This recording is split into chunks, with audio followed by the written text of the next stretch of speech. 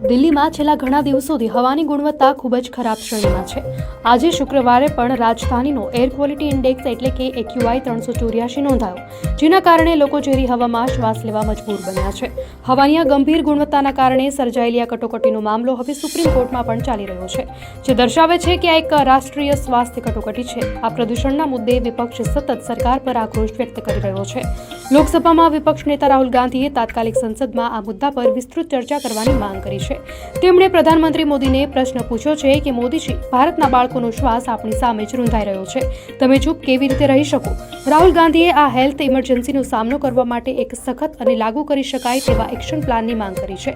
તો બીજી તરફ આમ આદમી પાર્ટીના નેતા અરવિંદ કેજરીવાલે પણ વાયુ પ્રદૂષણ પર સરકારને ઘેરી છે। તેમણે કહ્યું કે સ્વચ્છ હવા અને સ્વચ્છ પાણી દરેક નાગરિકનો મૂળભૂત અધિકાર છે।